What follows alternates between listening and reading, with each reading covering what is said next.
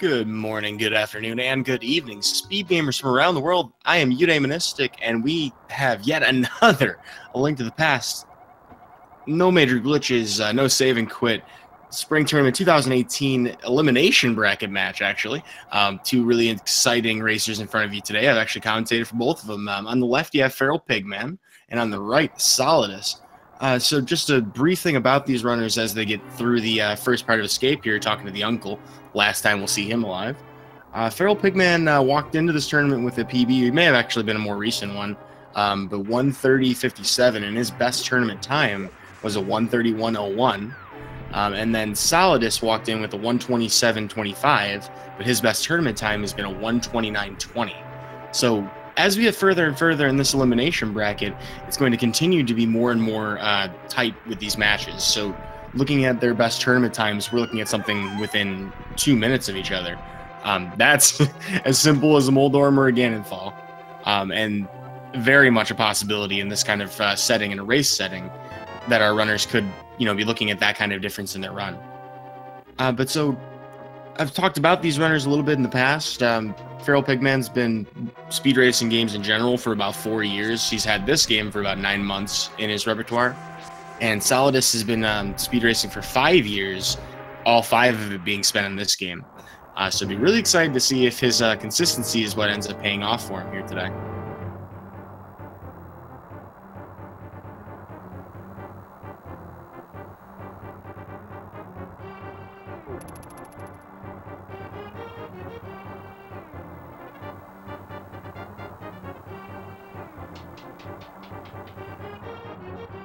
All right, well, our first major hurdle here in the run is going to be the blue guard here. We want to kill him as close as possible to the door. Both of our runners doing an excellent spin slash to make that happen.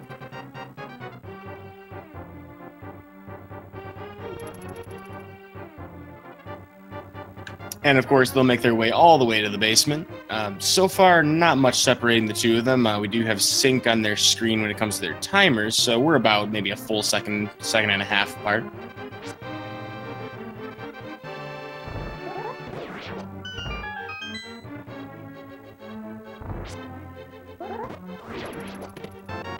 Our favorite friend, the blue meringue, is going to grab that key for us so we can walk a little bit faster to the left. Solidus is ignoring that heart because that would have been a waste of time. There is a decision that may be different between the two of us here going into the basement of the escape here. We have a ball and chain guard that's guarding Zelda's cell, probably one of the hardiest guards we're going to encounter in the game. He takes 8 normal slashes from the fighter sword in order to kill him. You could also throw pots, which do 4 damage per throw compared to the fire sword that does 1. Both of them opted to do 8 slashes, though. It's the fastest method. Definitely agree with going that route. Well, looks like Solidus grabbed his lamp just a little early, but had to boomerang the guard on the way out, so we are back in sync.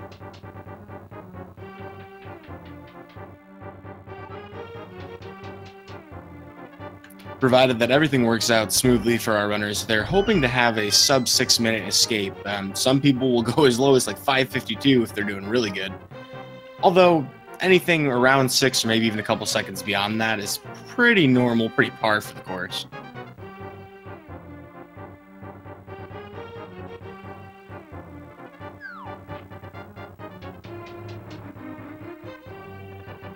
It's going to be interesting to see if tournament nerves come into effect for any of these runners. A lot of these racers that have made it all the way into the elimination bracket have done so by fighting their way up, through relatively competitive brackets for the groups. And they've had to face difficult situations already, live on the air, make or break, kind of wins for their groups.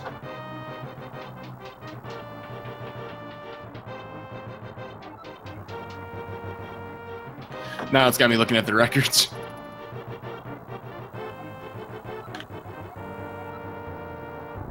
Yeah, so FeralPigman did win his right to advance by winning 2-1 in his group, narrowly knocking out Tina Hacks. So, yeah, he's had to fight his way through this. However, Solidus won 3-0 in his group. So it'd be interesting to see if he can carry on that kind of dominance through here throughout the elimination bracket itself.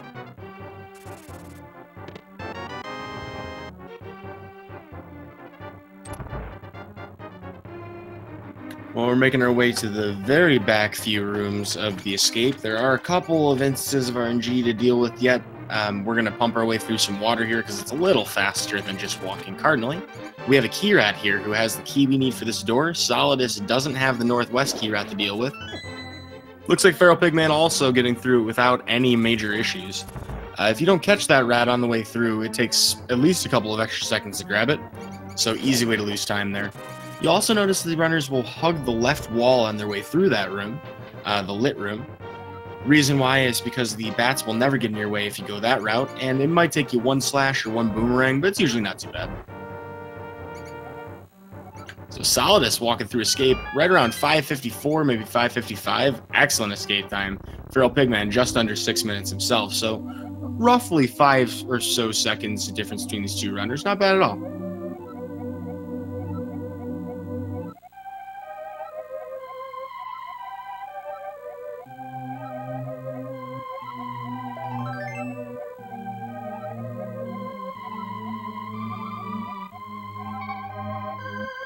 Neither of our runners happen to have lost enough health to be down to like 1 heart walking into the sanctuary, so there's no half a second time save there. Exact technical details of that I'm not sure. You just have to be having low health where you have the heart beeping sound. But they will both pick up the sanctuary chest. There are only a couple of runners out there in the tournament who have skipped it. Ben Teasy is one of them. Actually, I watched all of his group stage matches. That was kind of crazy. For those of you out there who like to use the practice hack made by poor little Pinkus, it actually assumes that you skip the Sanctuary Heart. So if you want to challenge yourself, if you want to put yourself in a position where, hey, you know, I want to do the hardest version of this strategy, that's exactly how you want to approach it.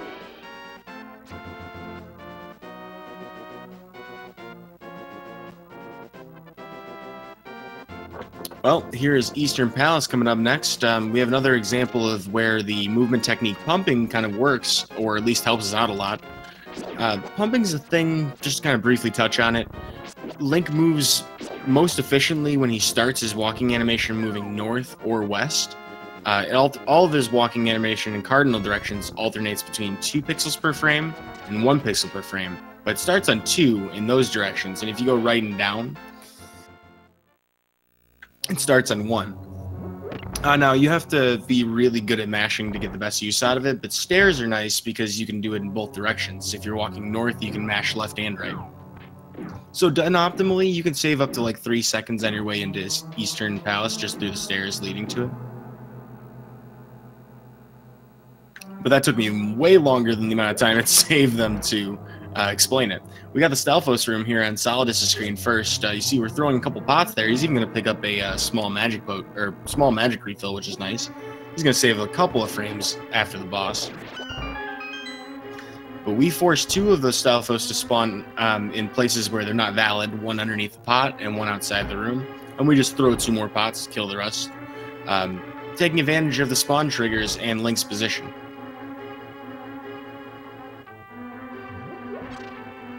Interestingly enough, it looks like both of our runners have picked up their safety arrows on the way through to the back half here. Those 5 arrows that they picked up are just to prevent themselves from having to pick up extra drops right before the boss. There's no reason that you can't do that, although they probably prefer not to, you know, rather than leave the chance. There are a number of Igors who typically would give you an arrow drop, but you can't be guaranteed. So this is just a safety. We got a damage boost here on Solidus' screen to pick up that big key. He executes it perfectly, bumping off the Popo to take half a heart of damage, and then picking up the pot underneath the anti-fairies and hitting the switch. Looks like FeralPigMan pulls it off without a hitch as well. Neither of our runners picking up any of the safety hearts that are directly south of that switch. Not unusual, but something of note. They may have a little bit less health to work with here.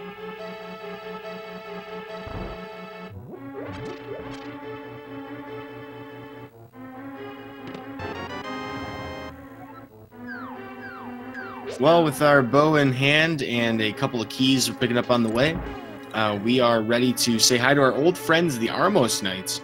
You know, they've been practicing for a really long time. They're trying to get their ice routine down, but for now, we're just going to have to do a dry run. So we'll have a unique strategy we'll use for this boss for a fast kill. There's actually quite a few you can pick from. I'm curious to see if either of our runners will do something different. Solidus walking right in between the cannonballs in the Zelda Gamer Room. FeralPigman's in it right now. I don't even know how he squeezed through that, but he saved actually he saved a significant amount of time actually by not having to stutter step there. Would have cost him a couple seconds. Looking at Solidus's Armos fight, he's going to start with the kind of standard top right strat. You pump 5 arrows into the top right corner and just pump the last 13 of them on the left side. FeralPigman doing the exact same strat. Looks like both of our runners are going to pull this off flawlessly. Ooh, FeralPigman burning an extra arrow, so Solidus here will have 1 extra arrow to work with. This is not a problem. We have plenty we're going to pick up in Desert. We want to have as many as we can have, of course, because Lamolus is a pain. Well, we have the green pendant. It's time for Sahasrahla, or Sriracha Sauce, or Shamalama Ding Dong, to give us our fast shoes, because we need the run to start already.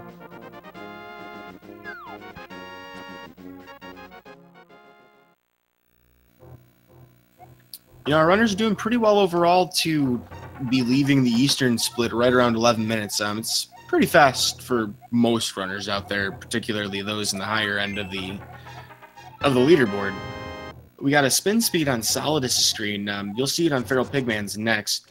What we're doing here is we are storing Link's running speed into his walking animation by walking off the ladder after we've canceled a spin slash with a dash.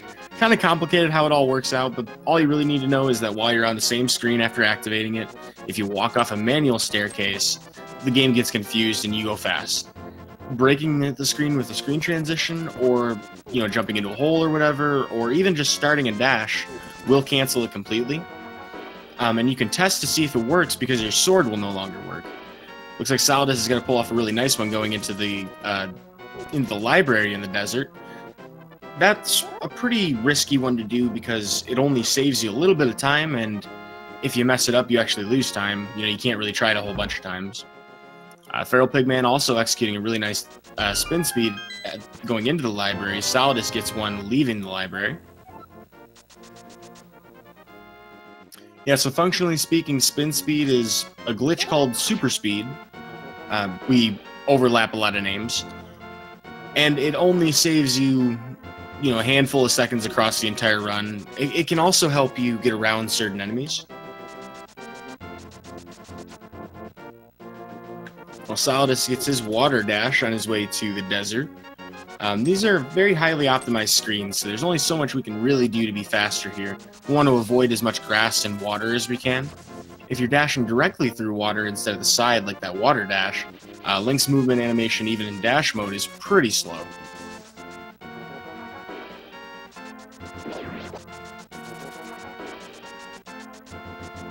Well, Solidus is going to pray to the statue at 1330. FeralPigman bringing it up right behind him, not far behind.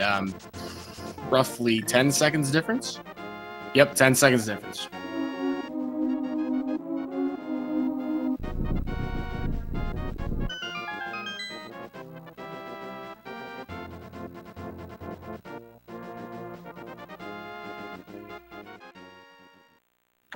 Ooh, Solidus gets a nice little poke dash to get through that one sunken enemy there.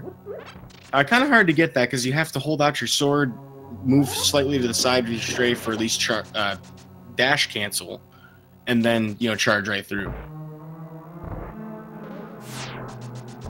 Looks like both of our runners taking advantage of a funny little quirk of the bonk system, if you could call it that. When you want to knock things off of ledges, you can actually nudge past them with a dash. And if you hit the wall behind it, it'll actually still knock it off. Solidus getting some kind of strange cannonball RNG. Getting trolled pretty bad there, actually. FeralPigman having a way nicer time through there. Looks like Solidus is going to grab those 5 arrows on his way back across the palace. We have the big key now, so it's time to go get our power gloves and make a visit to a sandy worm. Or maybe 3 of them.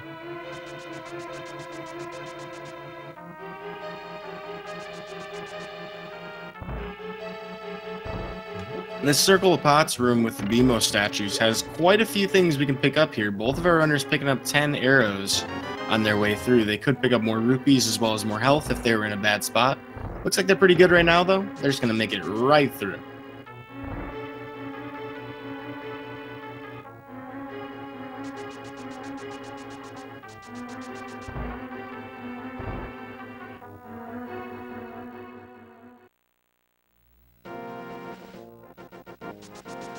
I believe Solidus just did a desert spin speed, too. That's one of the most dangerous spin speeds in the game. Because when you're in super speed or spin speed, they're all the same thing, by the way. They're just different ways of activating the same thing. When you're in that state, though, you would do something called a short hop anytime you touch a ledge. No matter where you are, no matter how fast you're actually moving, or, you know, how long you hold against the ledge, Link will automatically jump off of it. So on that ledge, it's pretty time costly. It takes, you know, a couple minutes to get back all the way through the dungeon again. So Solidus actually used the pause buffer to make sure he didn't have that happen.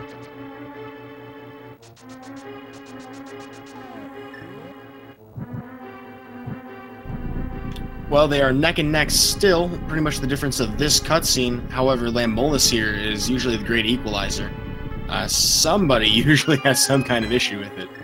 They're going to have 3 worms to kill. Ooh, Solidus getting 2 arrows into the first 2 of them. We want to get as many in this first phase as possible. The simple reason being we can't predict their locations where they spawn after that. Solidus getting 1 in his second cycle. And same for FeralPigMan. Ooh, so I believe that's 3 cycle for Solidus, and I think Feral is on his 4th now. Really bad luck with short hops. He's going to get a 5 cycle out of this. Either way, though, both of these runners did pretty well throughout this fight. You have to react. I mean, everything is RNG no matter what you're doing, so their spawn position after the first cycle, and the flight path they travel, and even how long they stay in the air. So you can't predict any of that.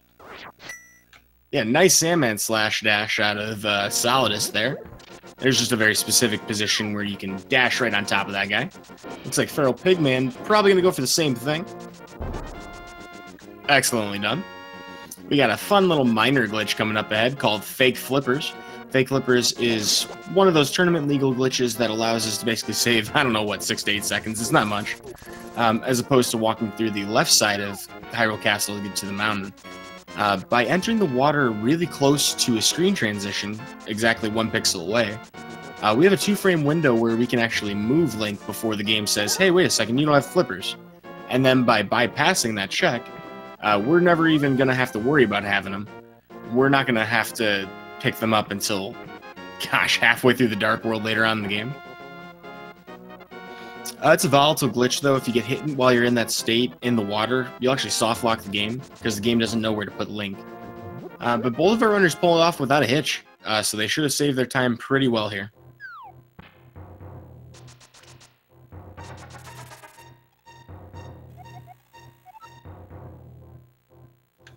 Well, both of our runners have the old guy in the mountain. Not exactly sure what Old Man Greenham here is doing without a light in the dark in the mountain. He may have been practicing his dark rooms for a different tournament.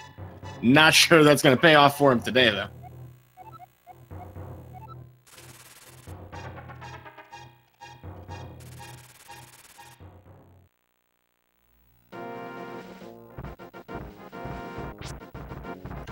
Have a few more instances of spin speed. This is a really big one here in Death Mountain.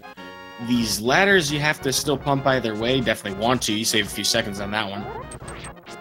But there's a lot of ground to cover here, so you know, as much as we can get out of spin speed, the better is going to be for us. Charging up all these dashes takes quite a bit of time. We also have a first opportunity or first look at something called Quick Warp. Quick Warps, if you haven't been following throughout the rest of the tournament, are just a couple of positions you can use the mirror or enter a portal from, where the game will just for whatever reason it does, based on camera position, will just load the warp animation half a second faster every time. So if you know where they are, it's pretty much free. I don't believe either of our runners pulled it off. Maybe Solidus did. I know FeralPigMan didn't get his.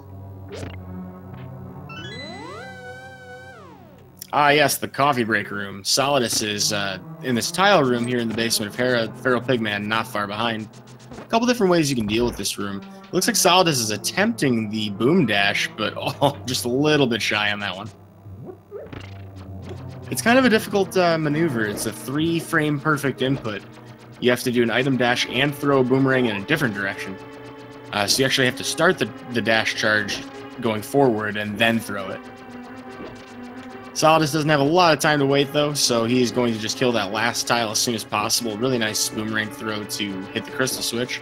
Pick up his big key and be on his way to a moldy worm this time. Whoa, call him Neo from the Matrix. Solidus dodging very, very close there from the Stalfos. Nicely done to preserve all of his health.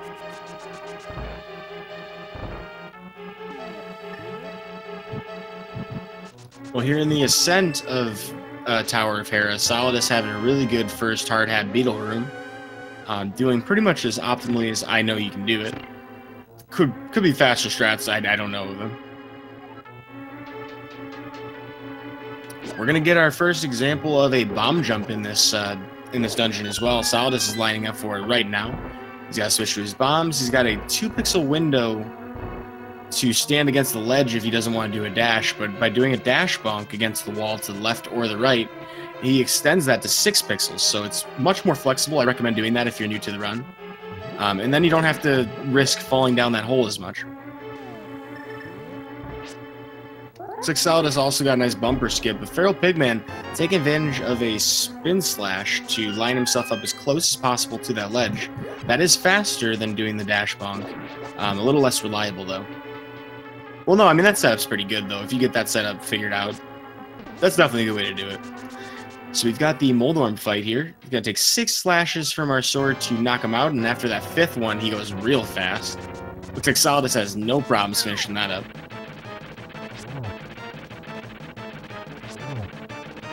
You gotta be really careful in this fight. You see that there's no actual guardrails. There are in the arena around it, but not in the actual arena. Falling to the outside would drop you down 1 floor. Falling down the middle hole would be 2. FeralPigMan falling down the outside, which, if you're going to fall at all, that's the way you want to do it. So he's going to have to restart the fight. Not a tremendous time loss, but he's got to be careful not to let it slip through his fingers here. Meanwhile, Solidus is going to make his way down the mountain. He's got some rupees to pick up, actually. Neither of our runners picked up Sahaza rupees. Words, English. I gotta work on diction here. Looks like FeralPigMan finishing that up without too many issues. So Solidus is going to take advantage of the fact that money does grow on trees here in Hyrule. If you kill, well, there's 3 different things you can get from a tree when you pull it. A tier 1 tree pull is if you kill 1 to 3 enemies, you get green rupees. If you've reset the tree and then kill 4 enemies with taking damage, you'll get blue rupees. And if you reset the tree by pulling it and kill 4 enemies while taking no damage, it's going to be 4 red rupees. We need 110 in order to get into the Palace of Darkness, which is the next major dungeon after we get to the Dark World. So if our runners don't have a great rupee count, what they'll be trying to do is pull those blue rupees first and then kill 4 enemies on their way to the Master Sword. I guess 3 on the way to the Master Sword and typically 1 on the way back. It doesn't matter, though. You just got to kill 4. And then on their way back through, they're going to get those red rupees rounded out.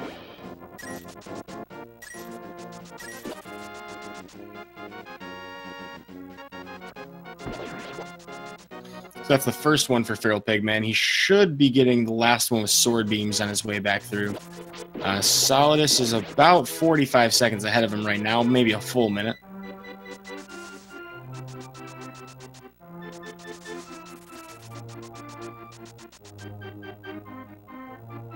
Yeah, but he makes sure to kill that bird on the way through.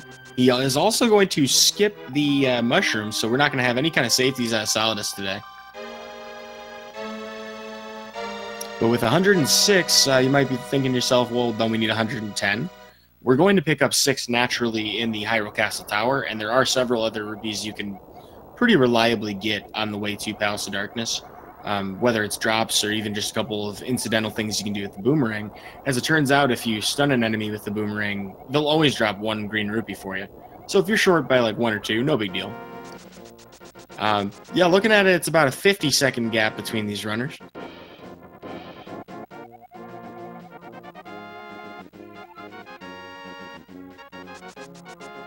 So Solidus is all set on his rupees. FeralPigMan will have plenty to work with once he picks up this next tree pole.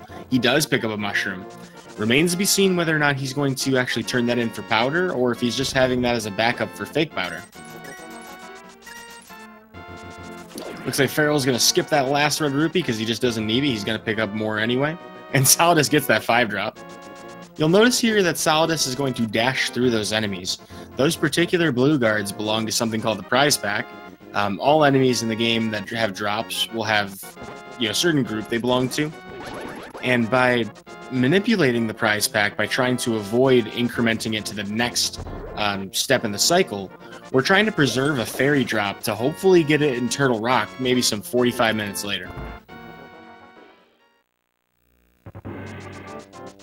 The only other enemy we'll encounter that is in that group are more blue guards like that in this tower, and then mini Helmasaurs, which we'll see in Palace of Darkness. There's one that we have to kill, and again, they're 50-50 chances to do their drops. The first one in the group is a heart drop, like you saw on Solidus' screen there, and the second one's the fairy. So if you see that heart drop, you're kind of like on borrowed time. You're trying to avoid those Helmasaurs. But we're going to look to get it out of the Pokey in Turtle Rock later. FeralPigMan having to do some fancy moves to preserve his prize pack there, but no drops because dashing won't increment it. Solidus is doing a very favorite room to practice for most runners out there, the Circle of Pots room. Trying to deal with the bad RNG. Not a big deal, though. He's going to get through there.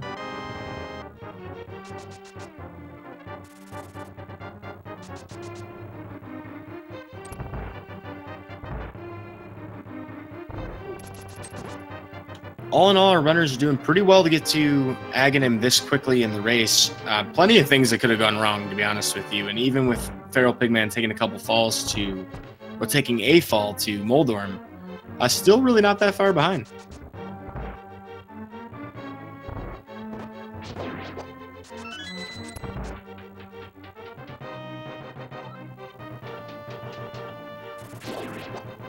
Well, as FeralPigMan attempts to catch back up to Solidus, just a brief explanation of the fight we're about to have. The first boss of the Geometry Wizard series, also known as Aghanim, he's going to play some volleyball with us. This is good old classic Zelda fashion here, and this is where it started.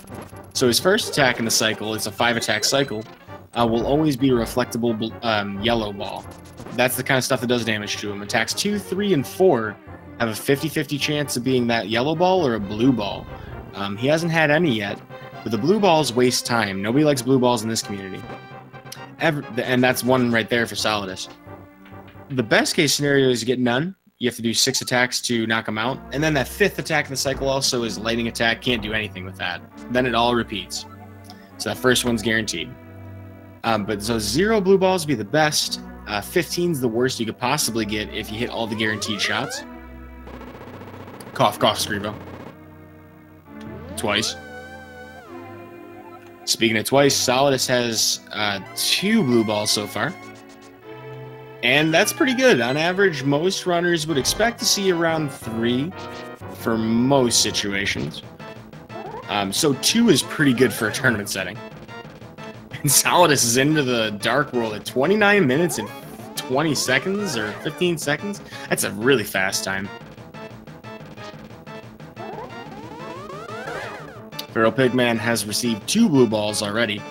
This is not the greatest news.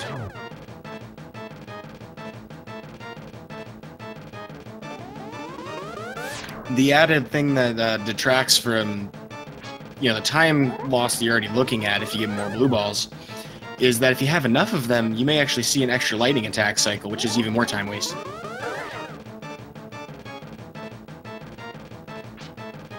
Well, Solidus is going to get a nice spin speed off of the pyramid here to get his way over to Palace of Darkness a little faster. He's got his rupees, so he's in good shape there. FeralPigMan has received 4 blue balls already.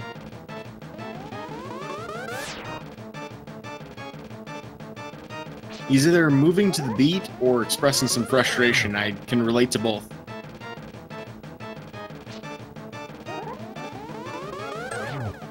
All right, 4 it is. So we got 4 and 2. Solidus having entered the Aghanim fight with 1 less Moldorm fall, so he was a little ahead there. He's going to pay off the extortionist monkey Kiki, who demands $10 just for us to take him to the door, and 100 more just to open it. Wow, what a ripoff. I hear he runs away if you get hit, too. Has no loyalty. But FeralPigMan entering the Dark World about 1.5 minutes behind Solidus.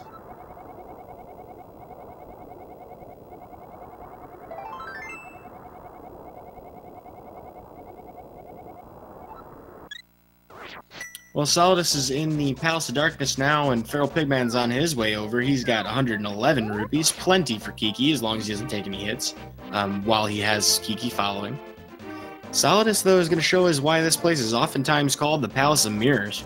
We've got a couple keys to pick up, but besides that, early on in the dungeon, you're just going to be mirroring back to the entrance a whole lot.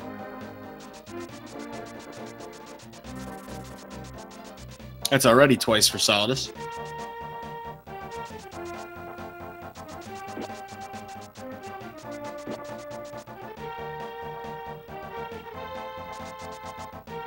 Got a big key to get through that hole in the floor, and then going up the next stairs.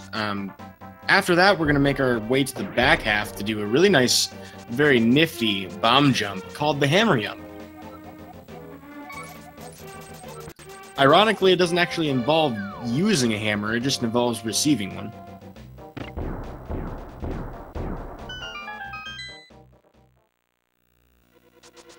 With that, though, FeralPigMan has entered the building.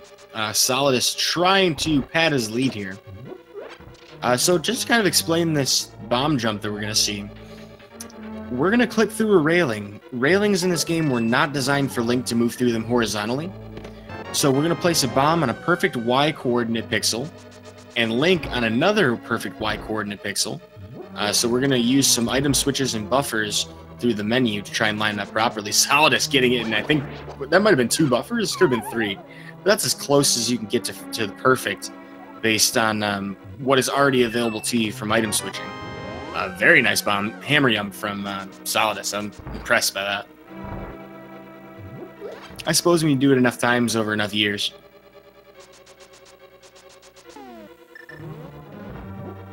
Doing that bomb jump, though, saves us... I think it depends on the runner and how they do through the dark maze, but optimally something like 40-something seconds.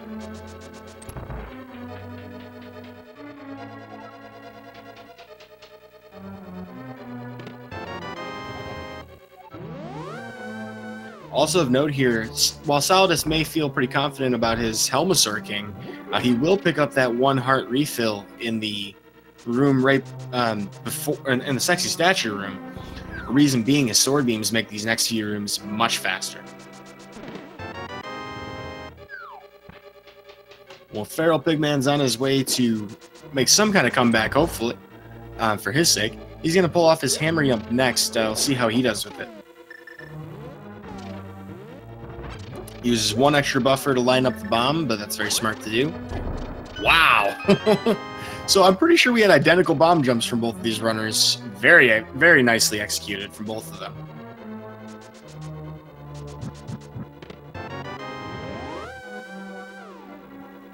Solidus is in one of the least favorite rooms of the game for most runners, the turtle room.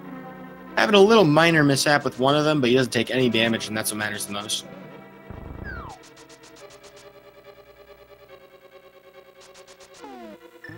With that, Solidus is ready to make his attack on the Helmasaur King himself.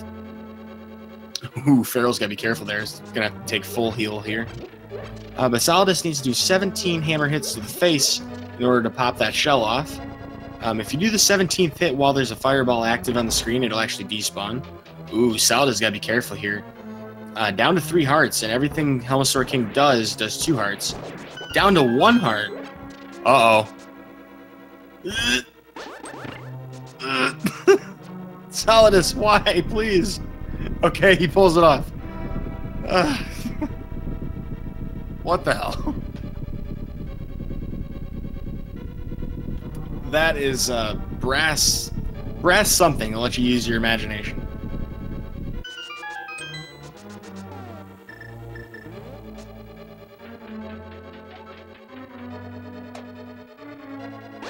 Well, here in the commentary booth, sure seems like a tense situation for Solidus, but he emerges victorious. Gonna make his way to pick up his flute next. Meanwhile, FeralPigMan having a little bit of a Tortuga party in here. This is not quite the pizza and cowabunga style. This is lose 1 heart style. So he's gonna have 1 less hit available to him against Helmasaur King, because if you have an even number of hearts, those 2 heart attacks, you know, you want to have an odd number so that you can take 1 more hit.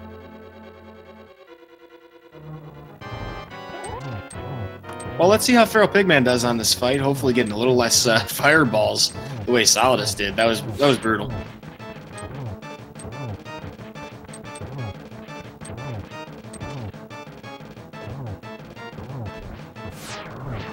He's opting for really difficult hammer hits on the front of the head, and that's a almost textbook Helmasaur King. That's about as fast as that could have gone.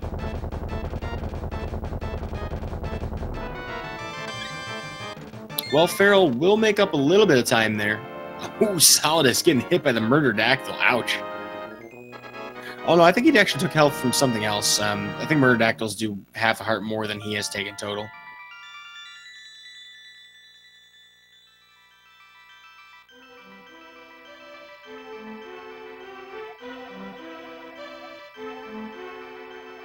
Well, both of our runners have eclipsed one of the more dangerous sections of the game. They're not taking safeties, so I mean, if you were, most people would do so not too long after this, but although FeralPigMan does have access to a mushroom, so he may still opt to do powder. That remains to be seen. Solidus, in the meantime, he's going to go get Pinocchio's dirty shovel. He's got a flute he wants retrieved. Unfortunately for him, we're not heading back to Stumpy at any point soon. But picking up his flute at 37-36. FeralPigMan's got a little bit of ground to cover here.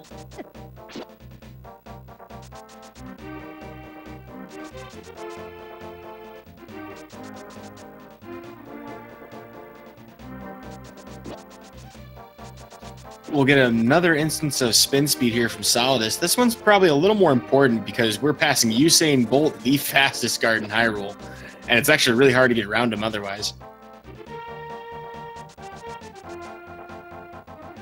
Also of note, you'll see that Solidus is going to activate that flute from the left side, as close to the gap in the, I don't know, the hedge wall, if you want to call it that, so that he can set up for another spin speed behind this bottle vendor. He might not go for it, though. If you don't get it in the first try, you lose time, so, you know, not always worth it to do.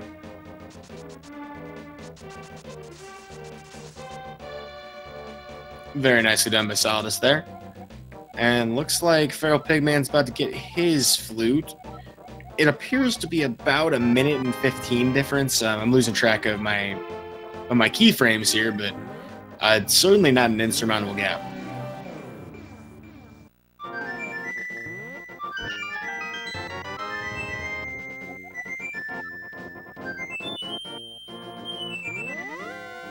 Of note here is that both of our runners did manage to get it in 1 dig, so some people in this tournament having a little more trouble with that than others. Solidus did get an interesting fairy drop out of the bush. Didn't pick it up. I was kind of surprised by that. He had an opportunity to bonk a tree. FeralPigMan may opt to do that to recover his health because there are apples in certain trees.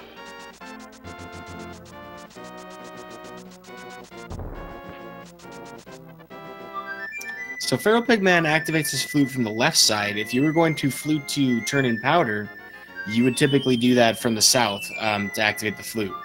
So it looks like he's going to keep that for fake powder later, just in case.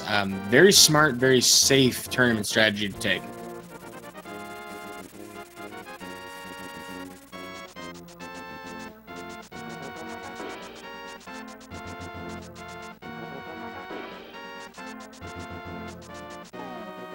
I suppose there are only a couple of real drawbacks. It can be kind of a crutch to some people. They want to avoid, having to rely on that. But most importantly, there are a couple of quick item swaps that you can do by running out of bombs that are no longer available to us if you have the powder in your inventory or the mushroom.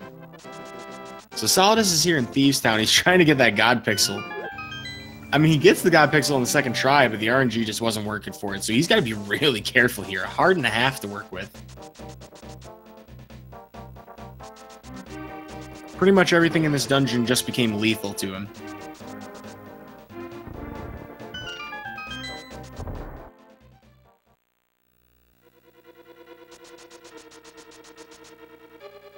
FeralPigMan walking right behind him. You'll see that despite the difference in when they enter the dungeon, there's not really much of a total difference between these runners. Solidus is going to be bombing open that hole right around 41 minutes, a couple seconds before that, so I'll use that as keyframe to give us a sense of how far apart these runners are. With that, though, Solidus has got to be very careful getting back through that room. Next couple rooms are kind of scary for him. He's going to use Hammer to make sure these enemies stay dead.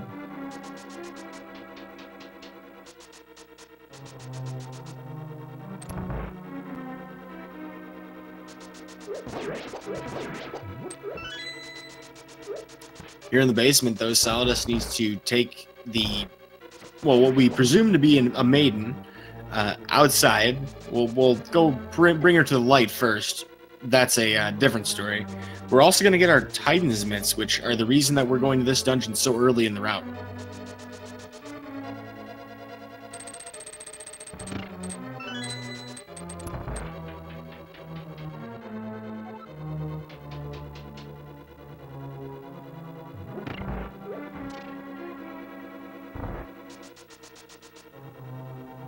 Looks like Solidus is going to make it back up to the top without too much issue. He's actually taken a couple hearts of healing, which is very handy. And looking at the difference, FeralPigman's getting his bomb floor right around 4220. So we're looking at about a minute and 20-second difference between these two.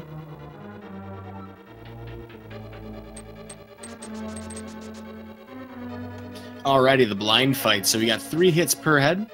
And then it's going to spawn another one from underneath that, I mean, I guess it's called a dress.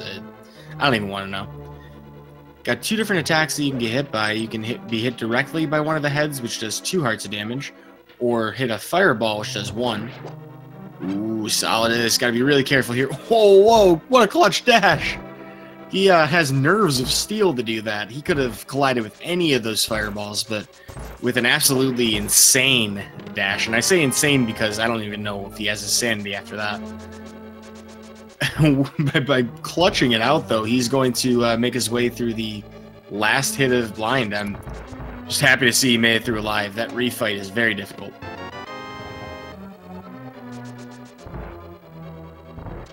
Solidus rightly pointing out, shout-outs to Sankard, saving his life.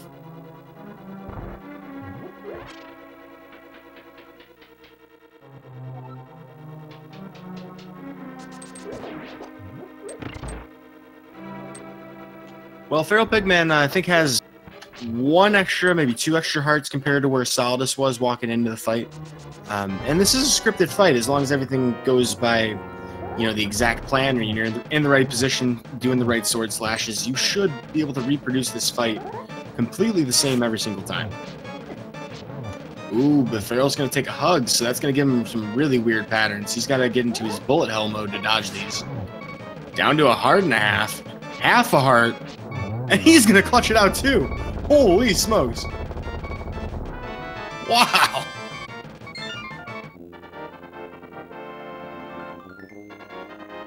Shoutouts to Sankart indeed.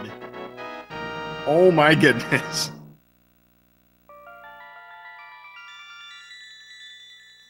Well, I was so floored by that I missed Solidus picking up 300 rupees on the way to the blacksmith. Solidus representing the 313. Shoutouts to Detroit.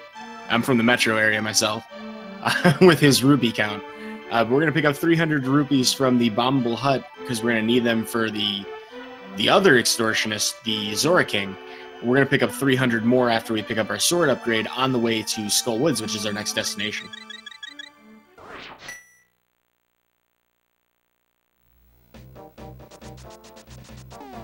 Well, you know how it is, folks out there. This is the elimination bracket. There are no more, well, I guess I'll beat the rest of my group. You know, this is do or die for both of these runners, and they're putting on a display for us today. They're clearly representing that.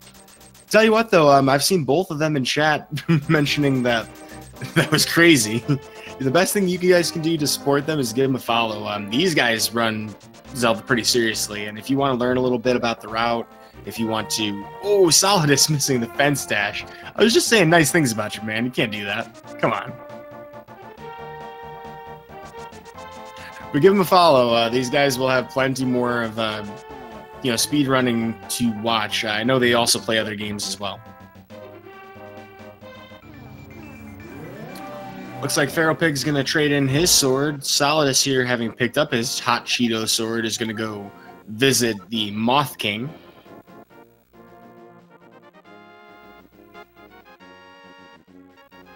But first, we need a fire stick. We have pretty much what looks like a fire sword, we need a fire stick. I mean, we're just looking for all the red stuff. If only we could get red mail at this point. Solidus getting really friendly mummy RNG here, the Gibdos, for that stature room to pick up the big key. That's actually a really frustrating room for many runners. Typically, you take a lot of damage in there if you're trying to avoid killing them altogether.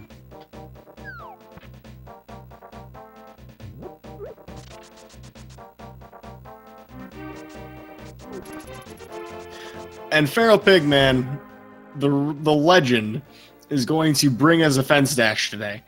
Everybody in the chat, please applaud this man. He is a gentleman and a scholar.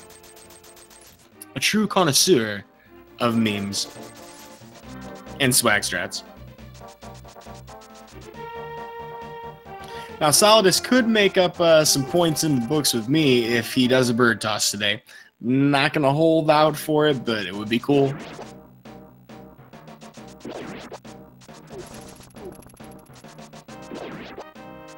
Helpasaur King in chat rightly pointing out that that's how you do the fence dash. You just press left and then A.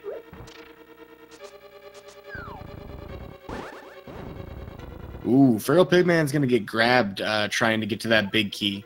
It allows him to reset the room, though, so that could be a blessing in disguise depending on how he wants to approach these mummies. Getting some pretty weird stuff, but he gets stuck mummy, which is really nice. I see him stuck in the wall there. Solidus avoiding every single mummy in the mummy hellway except the one that he had to kill. Doing a really great job to get through that. That was really nice. I almost missed that. Apologies, folks. Ooh, but he does take quite a bit of damage on his way to Mothula, so he has, looks like 2 fire rod shots to work with and 5 hearts. Everything Mothula does 2 hearts of damage, so you gotta be pretty careful here, but there you go. Very nice fight from Solidus. That's about as good as that could have gone.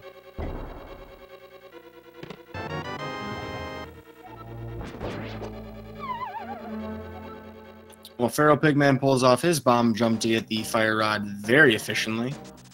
So Solidus is going to enter his cutscene right around 48-45.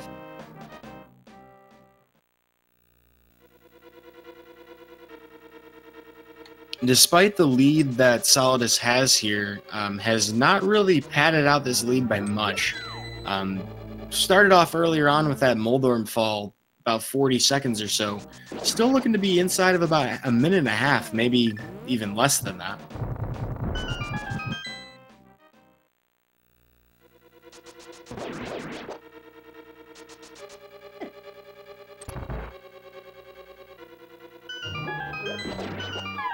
Of course, that presumes that everything goes well for FeralPigman in the back half of Skull Woods. This is actually a really dangerous section for pretty much any runner. Ooh, taking a couple hugs from the Gibdos. Down to 3 hearts as well, with very low magic. Now, he does have the possibility of using fake powder here, but it's a very tight time window to do that. He's not going to bother. Solidus, however, is going to flute to 4 back to the home to activate the Bridge Castle Warp to make his way to the Catfish and Zora. Do that all at once. Looks like FeralPigMan did get the dash bonk strategy there. He's got to be very careful here. He only has 1 heart to work with. He just needs 1 more. There we go. All right. Both runners clutching out their moth fights. Giving me a heart attack over here, but we're going to pull it out. We're good here.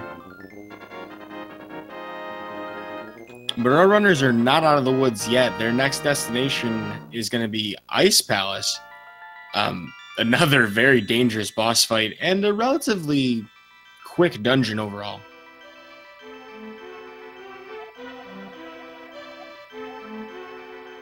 Might be asking yourself, what was Solidus doing there? He's just bonking, floating in the air.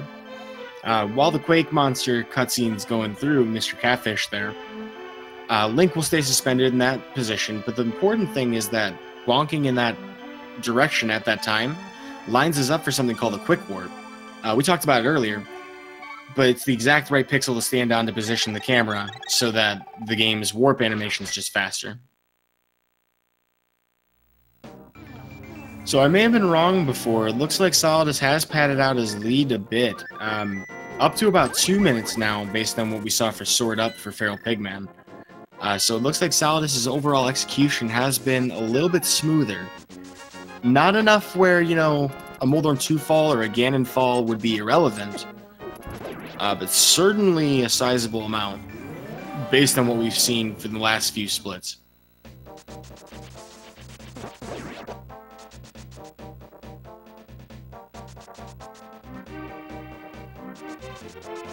While Solidus has his Quake, he has his Flippers, it's time for him to take a Whirlpool. No tickets to Paradise here, unfortunately. But he's going to take that Whirlpool here to head right to Ice Palace. Ooh, FeralPigMan loses the lottery as well.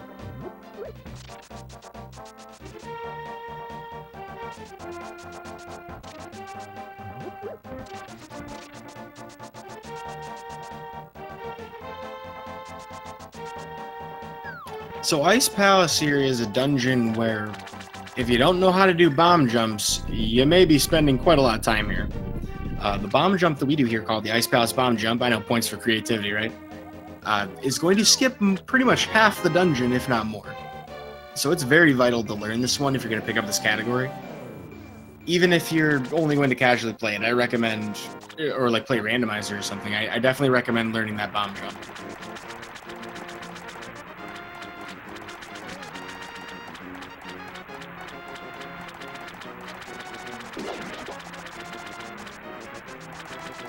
Solidus is making his way towards the bomb jump. Still got a couple of rooms to clear here. He's got to be careful about using that fire rod. Probably did that on accident there. Because you have to have full magic in order to take on Cold Stare. You cannot do anything less than that unless you have sword beams. Ooh, and he gets trolled a little bit with the Stalfos there. So he's actually going to have to kill them very slowly.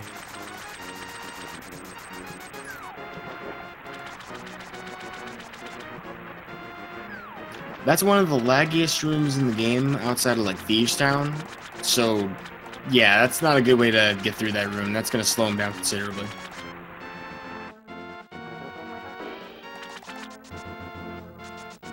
Meanwhile, FeralPigMan has his Quake, has his Flippers. He's heading to Ice Palace. Hopefully going to have a little bit better luck. Ooh, and Solidus gets his Ice Palace bomb jump one try. One try master. Has no issues with that. It's a relatively easy bomb jump in my opinion, but people are torn. They either really hate the hammer jump or they hate that jump. Very rarely will you see that people, like or hate both.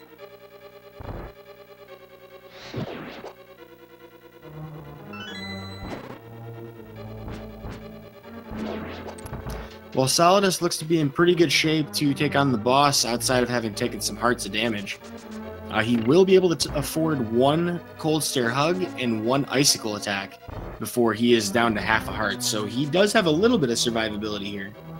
FeralPigMan actually not too much of a different position, down to 6 hearts himself.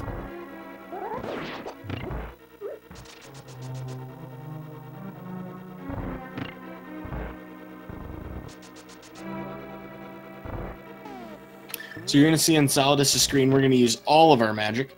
Have to use every last ounce of it. To destroy that shell, we're going to try and get a really nice spin slash and some poke dashes. Ooh, down to half a heart. He has taken an icicle hit and a hug. He's still got a few more slashes to do here too, so this is a really dangerous position to be in. Ooh.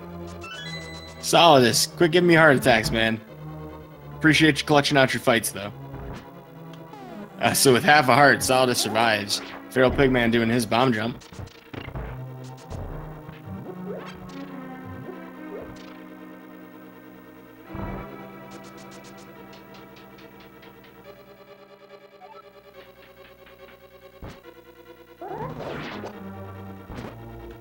Having a couple of stray pengators there giving him some issues, but not a problem.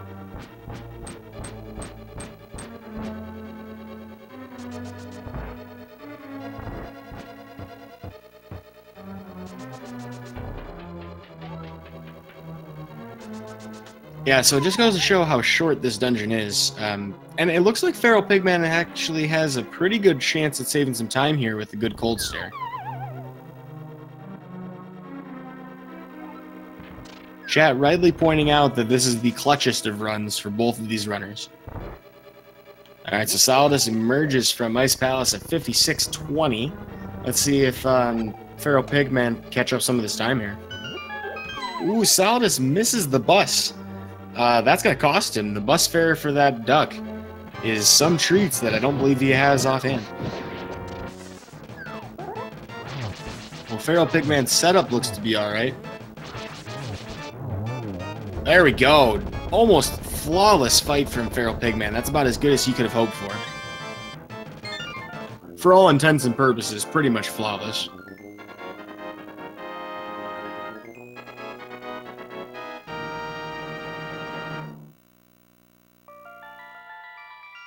Well, this is going to shrink the gap to a little bit over a minute, probably less than a minute and a half. Got to see the actual split when he does it. Solidus, though, is going to move right into Swamp Palace, kind of the break of the game, where we're a little over-equipped for a change. And it's also likened to by a lot of my fellow commentators as the House of 1,000 Paper Cuts. You know, you just bleed out very slowly because there's so many weak enemies that do damage to you in your way. So it's very likely that, you know, we'll lose a fair amount of health here.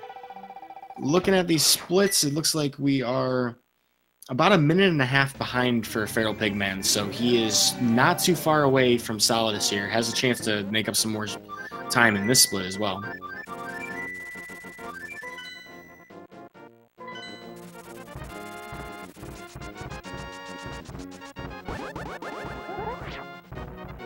Interestingly enough, we're going to see our first route divergence here in the run, almost an hour in.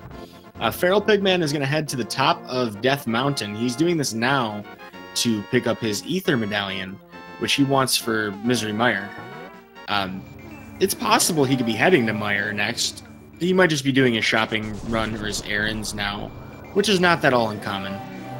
Once you've done Ice Palace, it really doesn't matter when you grab it. I mean, truthfully, you can get this as soon as you have the flute. But for routing convenience, we usually grab it after Ice or after Swamp.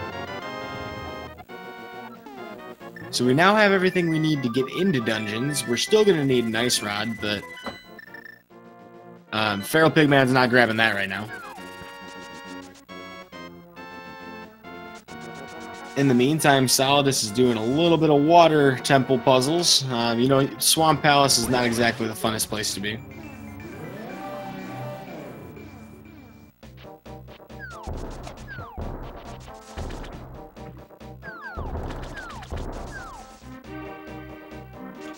And with that, FeralPigMan's going to drain his swamp to enter as well.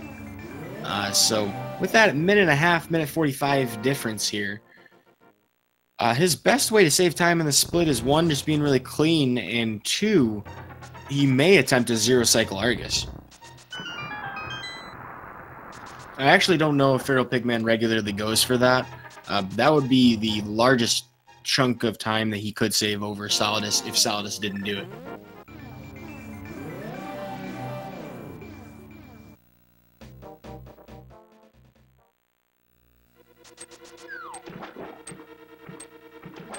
Well, looks like Solidus has done really well to avoid damage crossing that 1 hour threshold and getting his big key with only half a heart missing. That's actually really good for Swamp Palace, as there are many places where you can take even intentional damage to try to go faster.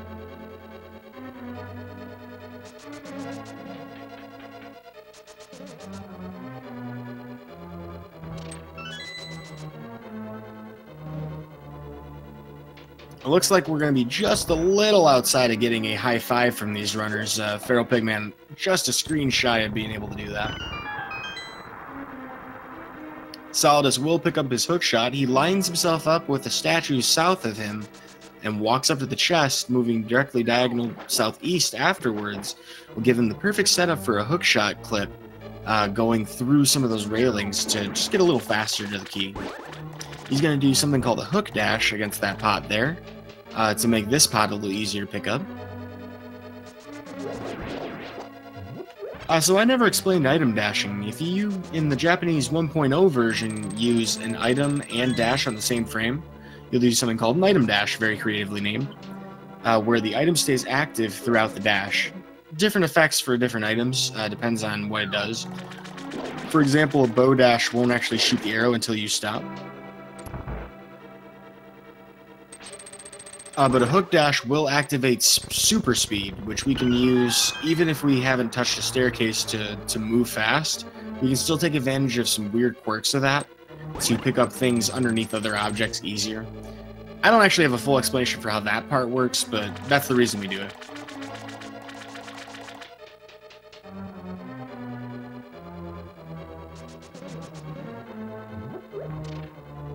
Moment of truth for Solidus here. You're going to see if we're going to attempt a zero cycle or not. It looks pretty good for it. Oh, but he misses the setup for it. So he's going to try to recover from that. But he's probably going to get at least one cycle here. Not a problem, though. He does the fight very smoothly. He's down to 3 hearts, but he should be in okay shape.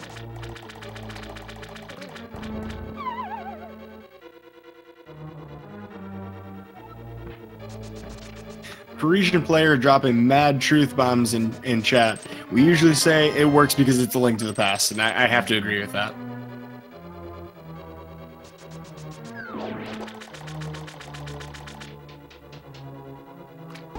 Well, so Solidus had a relatively solid Argus fight, doing perfectly fine with that. This would be an opportunity for FeralPigMan to gain some time back, although it is a very challenging execution. This is probably like the hardest boss strat in the game.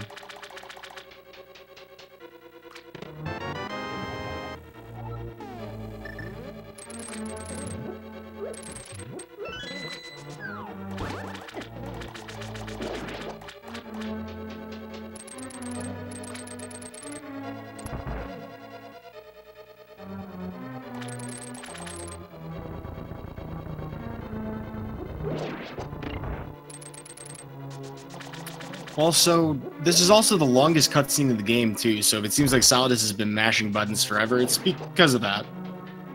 With that in mind, though, he has everything he needs in order to go to Misery Mire except for that Ether Medallion. So he's going to make his way to Death Mountain.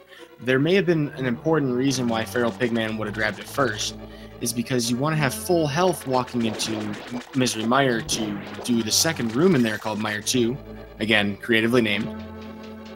With sword beams. Sword beams make that room considerably faster. So Solidus, if he takes any damage on his ascent, or even to the Murder Dactyl in Misery Mire itself, would be hard pressed to do that room with Fire Rod instead, and use quite a lot more magic.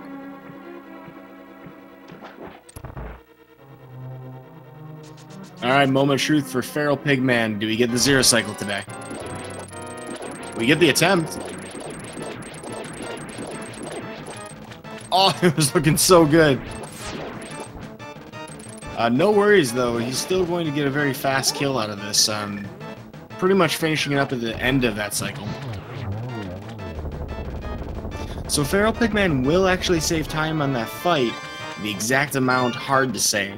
Now that Solidus has picked up Ether, though, he has decided to go all in on his shopping trip. He figures he's not going to leave the house twice. He's going to pick up his Ice Rod for Turtle Rock as well.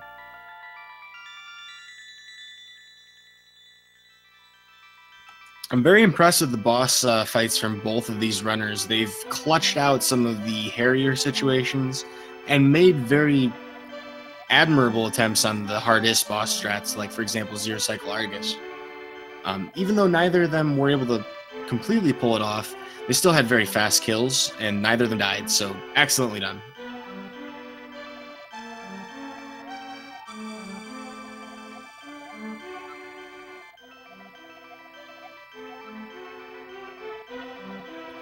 Parisian player in chat's asking about whether or not Feral took the mushroom by accident. I don't believe so, because he seemed to have stutter-stepped a bit when he picked it up. It almost looked like he was stopping for it, and he did it on the way out of the Master Sword pedestal. Alright, moment of truth here, though. Solidus is going to abandon the bird. So the bird is not the word. Unfortunately, today, he's just going to freeze outside like the poor animal he is. Nobody call PETA, please. We don't want to see that. But he does have his sword beams here, so he's going to have a very fast Mire too. Holy smokes. Blink and you miss it. Those Wizrobes probably wish they didn't show up to work today. Also of note, FeralPigMan's going to pick up his Ice Rod as well. So both of our runners have their full inventory besides what they're going to pick up from dungeons from the rest of this run.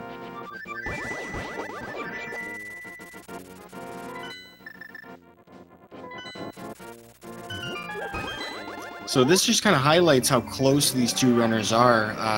You know, Solidus not very far into Misery Mire at this point. FeralPigMan just about to enter. It would seem some superior movement in the last couple of splits has helped Feral really catch up a lot. But that bird is pretty far away. I think FeralPigman's also going to leave it out in the cold. Alrighty, folks, if you love memes, the bird toss is for another day.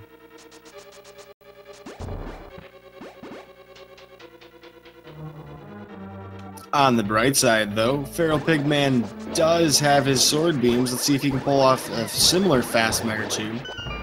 Very nicely done. Wow. Holy smokes. Both of our runners wasting no time in that room.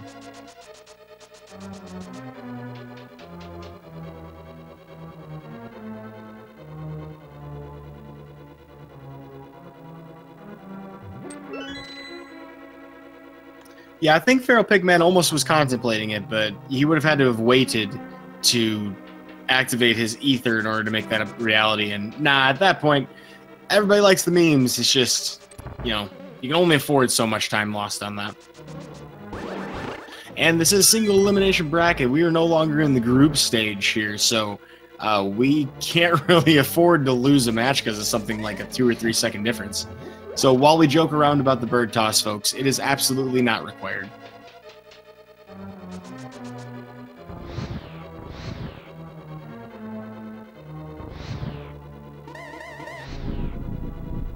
FeralPigMan in chat actually bringing up while he's waiting on this cutscene here that he actually lost a PB last race just because he did bird toss. So, you know what? I don't blame it at all.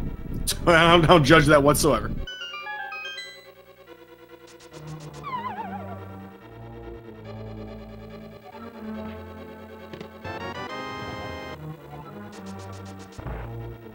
Solidus has entered the basement. There was a room back there, we like to call it the torch room, that FeralPigMan was typing in chat at that point. Usually it's kind of a good benchmark for how much time you have left in the run. If you're a really good runner, one of these top tier runners, like most of the runners that are pretty much in the elimination bracket, you have about 20 to 21 minutes left in your run from that point forward. So both of these runners are on a very fine sub 130 pace right now.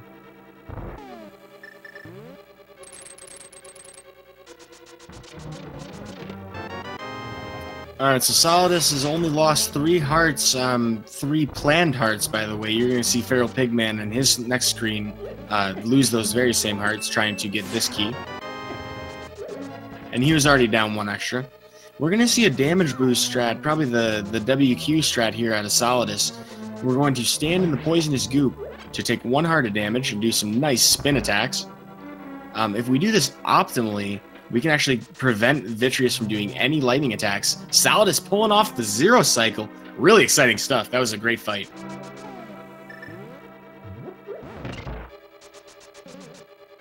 So it looks like Solidus makes it look pretty easy. I don't know how he pulled that off so easily. Guess he probably practiced it a lot for the last 5 years. I'm floored. Zero Cycle Vitreous is one of those fights that just feels really good.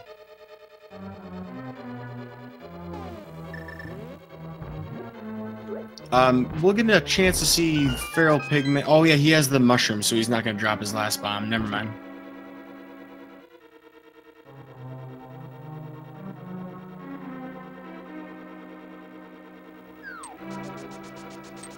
In the meantime, FeralPigman's going to attempt his Vitreous fight. Solidus soared up right at 1 hour 11 minutes, so that'll be a good benchmark. Now, if we do this Vitreous damage boost strat optimally, we're only going to lose about 4 or 5 hearts of health. But if you run directly into an eyeball, those hurt. They hit like tanks. Wow, great recovery by FeralPigman. He missed an eyeball on the left and managed to stick it out anyway with a Zero Cycle. That's... holy smokes. Both of these runners absolutely on fire today. Also of note, Solidus almost got trolled by the Dead Rocks over at the Waffle House. Managed to slide through there, though. That was either really good reactions time or just really great luck. Maybe both.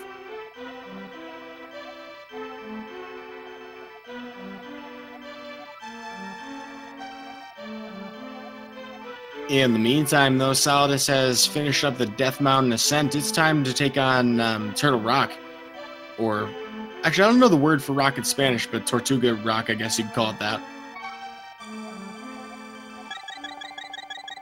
Interestingly enough, FeralPigman has shrunk the gap between the two of them to about 1 minute and 15 seconds, so this is actually heating up a lot. They were as much as 2 minutes apart at one point.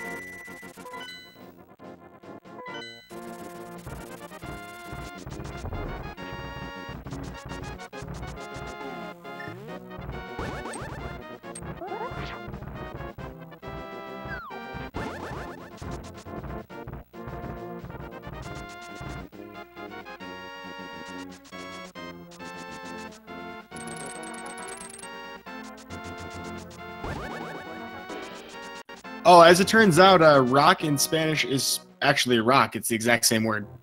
The more you know. So, Tortuga Rock.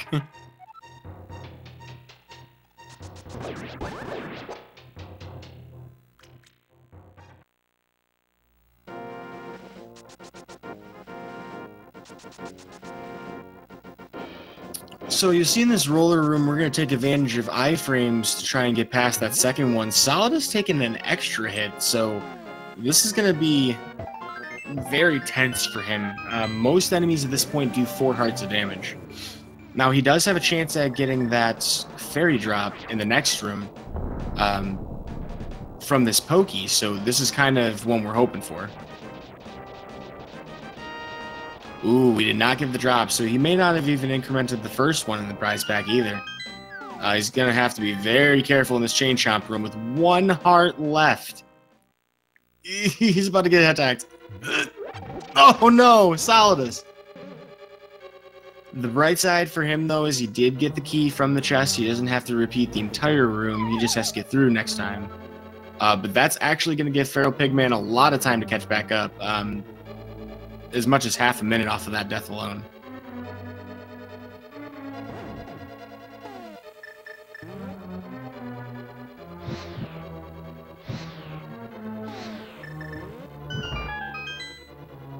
Also, shout-outs to all my Spanish-speaking folks out there in chat. Piedra is another word for rock, also known as stone. I like it. I forgot about that one, actually, so brushing up on my old Spanish 5 skills. So FeralPigman gets the correct iframe boost there, but this is going to tighten up our race considerably.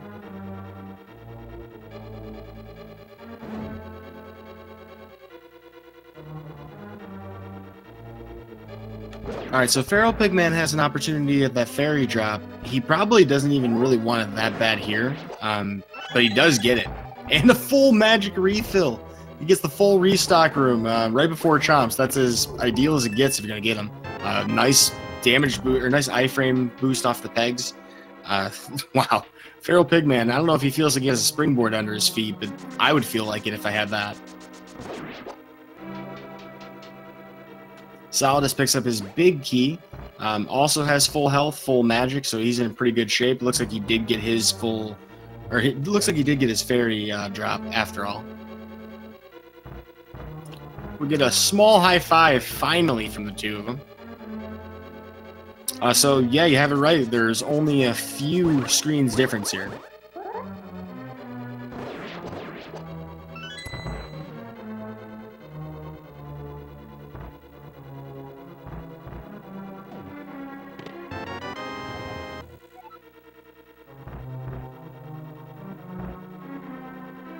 Since we brought up Spanish, since this is Tortuga, or Piedra de Tortuga, I saw something really funny in chat. Spelling socks in letters is the same as saying it is what it is in Spanish, which is a really funny phrase. So that'd be eso o se que ese. Which, you know, if you don't like read the phrase out loud properly, you know, it doesn't sound quite as fluid, but thank you for that. That was funny.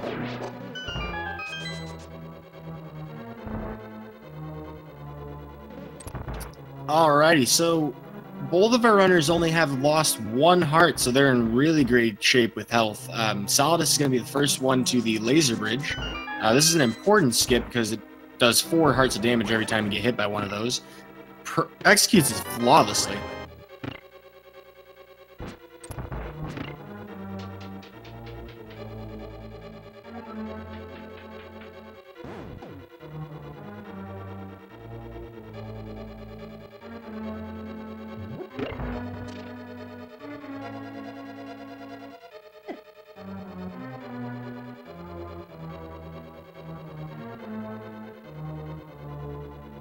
But with that, Solidus is going to walk right into Trinex fight here. Has all of the magic he needs. Just needs to be very careful not to burn extra magic or take an extra cycle here.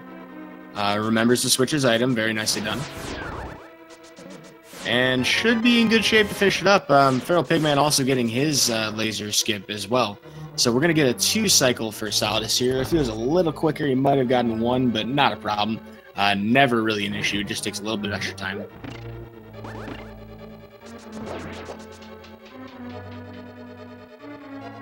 Looks like we do have Solidus in chat mentioning he hates Chomps, and I can certainly see why. The real question, though, is Solidus, do you hate Tortugas? I think it's a crying shame that we don't have any actual turtles in this rock. Like, I mean, Trinex is the closest it gets, but I would say he probably classifies a little more like a Hydra, doesn't he? I mean, he has 3 heads. Looks like FeralPigMan using some pretty smart strats with his rods here to prevent him from having to take too much damage, but he's down to 3 hearts, so he actually, this is do or die for him. He's got to be really careful not to get hugged.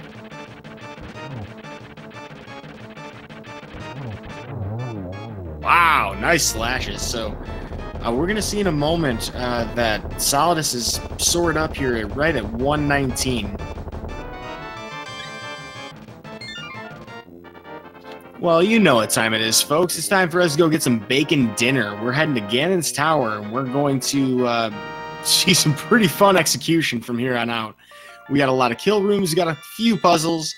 You're going to see our runners do some things that hopefully they've been practicing, because never a more important moment to be flawless at any of these rooms.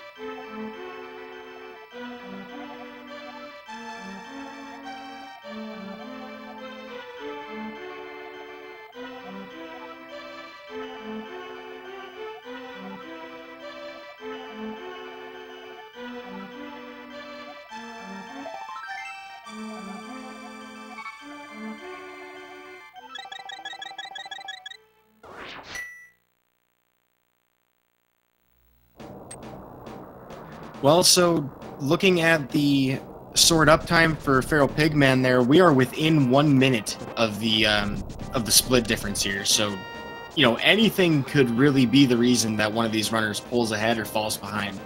Whether that's a death in Ganon's tower, whether that's a fall to Moldorm, whether that's a fall to Ganon himself.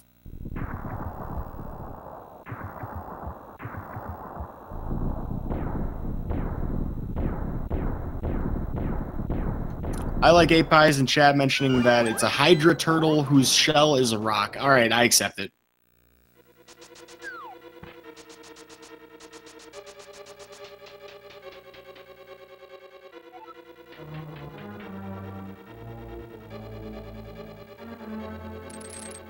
Alrighty, so Solidus is ready to make his attack on the Ice Armos. We're going to get that big key from behind him, as well as some arrows. Our arrow counts become relevant again because we have to fight Armos once more.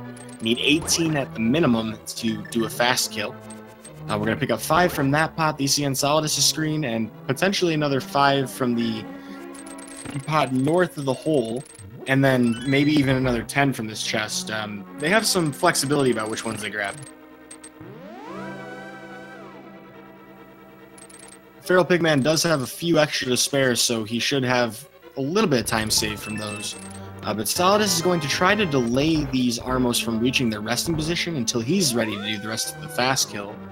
They actually won't start circling the room until they reach that resting point. So that was pretty much flawless from him here on Armos on Ice. You can't get the rink side tickets anymore for that, so you just had to get onto the ice himself. FeralPigMan not far behind him, about to make his attack on the Ice Armos as well. Solidus has everything he needs, though. He has a key ready to head up to the top. Interestingly enough, ooh, ouch for FeralPigMan. He's got to take a 1.0 hit on the way down to his Magic Meter. Looks like Solidus didn't have any trouble with his Mimic's room. The other reason that we grab more arrows is because we have to have them for those. And I think FeralPigMan's going to have a pretty good finish to his Armos as well.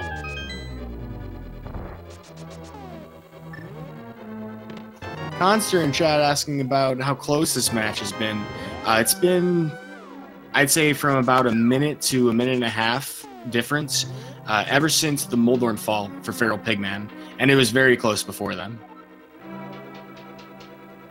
It got even closer in the last dungeon, Turtle Rock, because Solidus took a death to Chomps.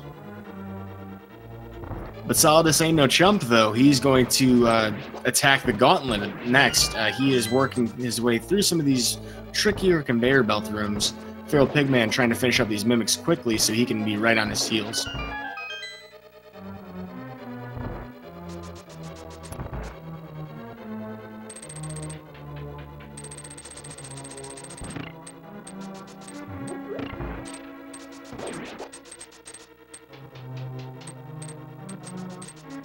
Looks like Solidus is making short work of most of the rest of the first half of the Gauntlet. He is pretty low on health, though, at 5.5 hearts. He's got to be pretty careful moving through the next few screens. He may opt to take a health refill coming up ahead.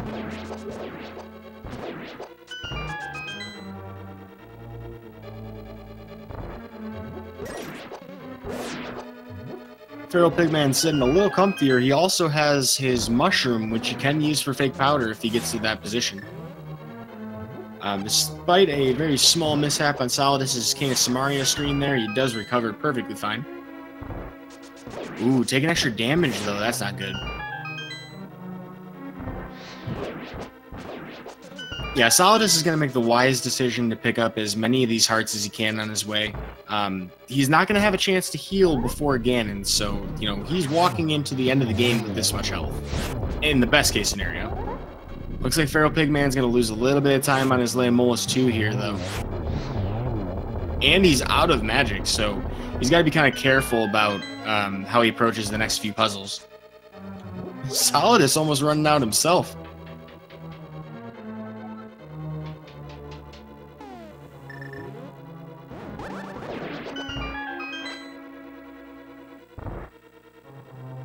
Well, this is a really tight race, folks. We're walking into Moldorm 2 in a in a screen or two here, and they're not that far apart. About 4 screens total.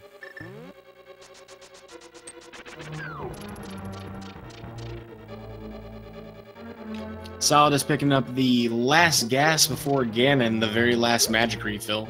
Has to be pretty careful here with Moldorm. This would be a pretty costly time loss if he were to fall here. So he's all set there. He is seemingly lining up for a hover, but maybe just teasing us a bit.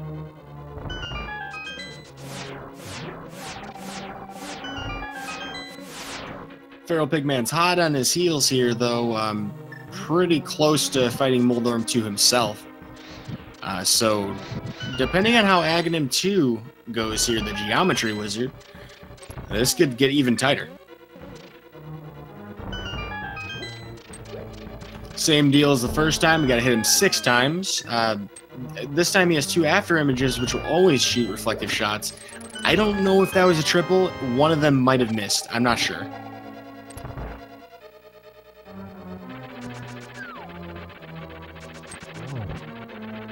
Yeah, it looks like one of the shots was absorbed because he needs 1 more hit.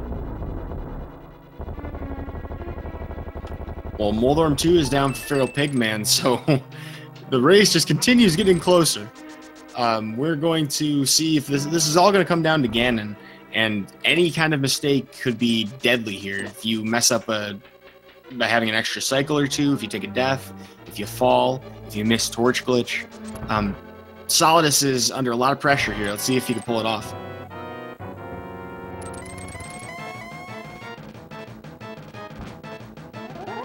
Also of note, Solidus' PB is 1:27.25, so he's having a fantastic run. I mean, this is very close to his own personal best.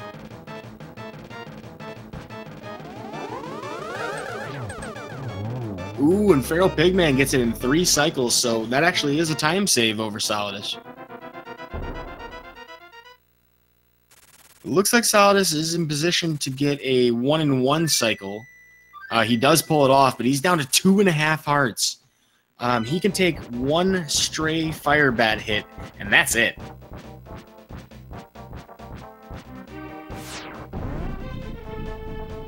Moving on to phase 3, though, this isn't really that dangerous part of the fight. Just got to make sure you don't get those spinning fire bats. He's going to go for the free spin attack here, and he gets it. Can he get the Torch Glitch, though? That's what matters. Alright, he picks up the Torch Glitch. He needs 11 more spin attacks, and he'll be able to finish this out. FeralPigman also down to 2.5 hearts. Gotta be really careful in his position. He also gets bad RNG, so he's gonna have a lot of trouble trying to finish up this cycle. That's probably the worst luck he could have had there.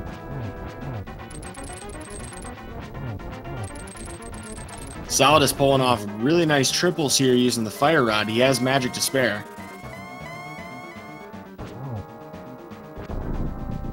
And with that, Solidus has killed Wizpig. Ganon himself is down. GG's in chat, folks. What an incredibly tight race.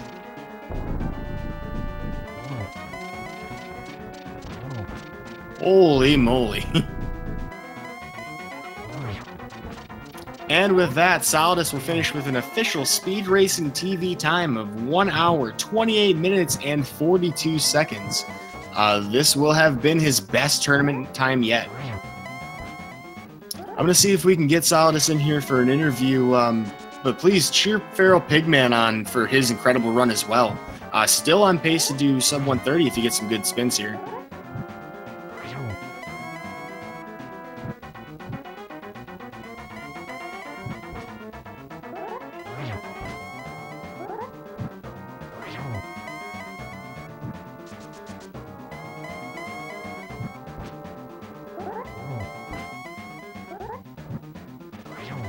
Well, so it appears that FeralPigman did miss his Torch Glitch. Oh, it almost slipped off the edge. That's a frustrating thing to have happen to you because it becomes a lot more difficult to get your sword spins in. You have to also time the torches. So having to be very judicious about his use of magic and his health here.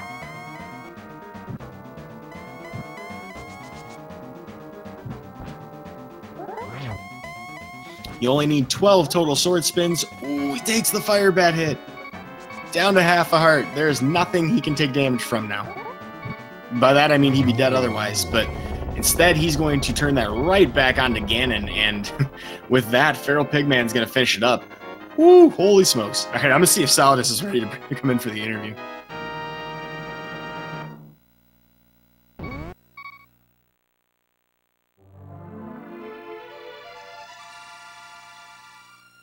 With that, though, FeralPigman will finish the race with an official speed racing TV time of 1 hour, 30 minutes, and 24 seconds. GG. Woo! All right, looks like we are joined by Solidus, the winner of the race. Solidus, GG. Thanks. What an incredible finish. Were you watching the restream for the whole thing, or I mean, did you kind of like stop paying attention at the end of it? I had it open. I was just making random comments throughout the run. Yeah, I saw you in chat a couple of times, but oh my goodness. Like, I mean, at the end there, I mean, half a heart of health, or you had 2.5 at the end, right? 2.5, yeah. Well, so FeralPigman actually down to half a heart, same story. He was like in the same shoes as you, so watching with bated breath over here. Yeah, like I said earlier, it's getting my money's worth out of Sankart. Absolutely, shout outs to Sankart. You can never be too grateful for Sankart. Well, so I want to ask you, you know, how'd you feel about this run? This is your best tournament time so far. It is? Ugh. I was okay with it. I'm a little disappointed I didn't get the fairy from the first pokey.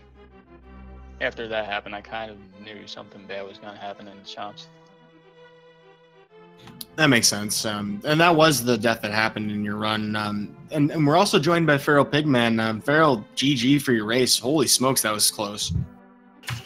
Thanks. GG, Feral. That was really sad for me. I mean, it was absolutely a great race, though. I mean, both of you guys put on a fantastic run. Anytime we're in the 130 range for everybody. And so, I mean, it looks like the real difference for both of your runs, or at least the biggest time loss individually, Feral had the fall in Hera, and Solidus, you know, the death in Chomps. Can you guys think of anything else that didn't feel like, you know, wasn't gelling very well for this run? It seemed really nice from my perspective. I had a really sloppy ice palace. I was not happy with that.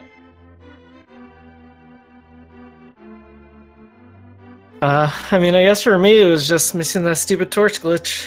I mean, everything else, like, I felt that was a good run.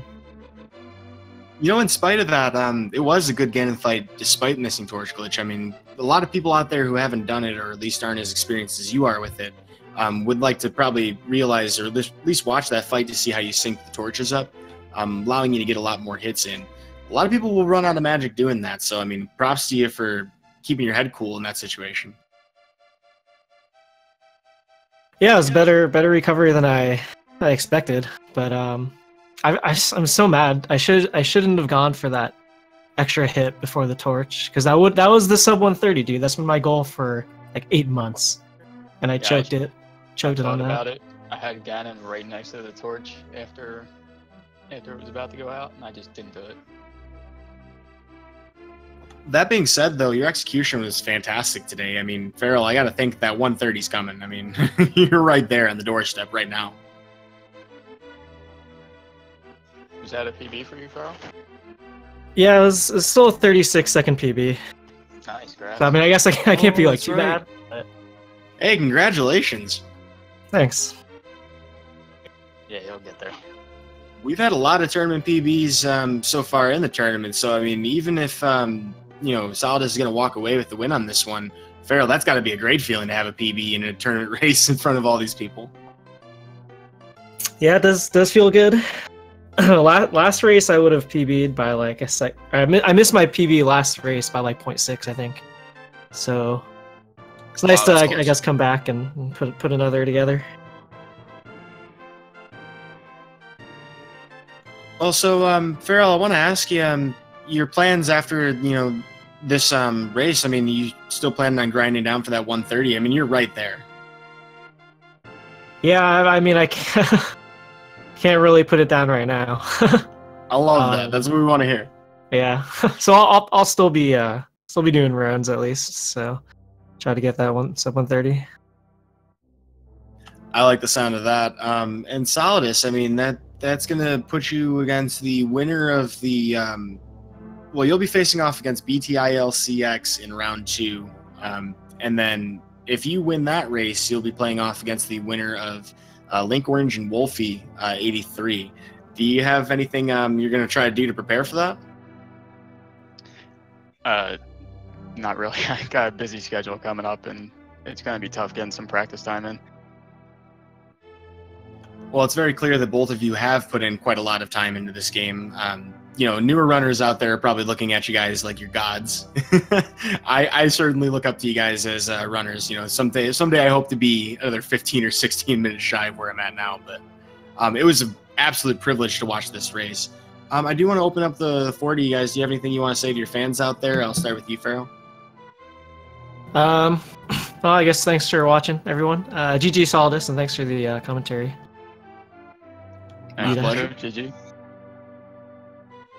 Can't believe I had to do this again tonight for Rando. Another race? Yeah, what was I thinking? Well, I mean, you know, you get it all in one day. It's the weekend. Kind of makes sense. But do you have anything you want to share with the fans out there, Solidus? It's been a pleasure. I look forward to the next race. Thanks for your commentary. GG, Absolutely. Feral.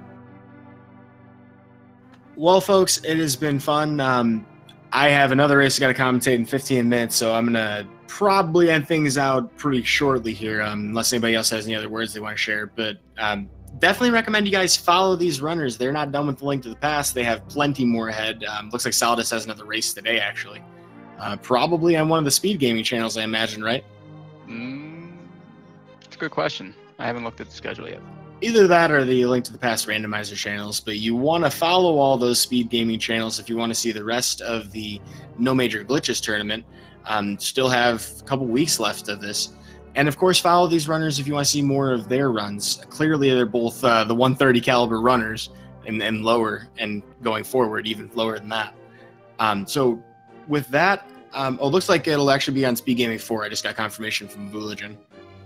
So with that, I'd like to thank everybody involved in running the tournament, Scrivo, Greenham, as administrators, obviously Parisian player, and everybody at Speed Gaming for hosting this for us. We greatly appreciate that you give us this platform. And thanks to the audience for watching. I've been Uday Monistic, and I will catch you guys later. See you next mission.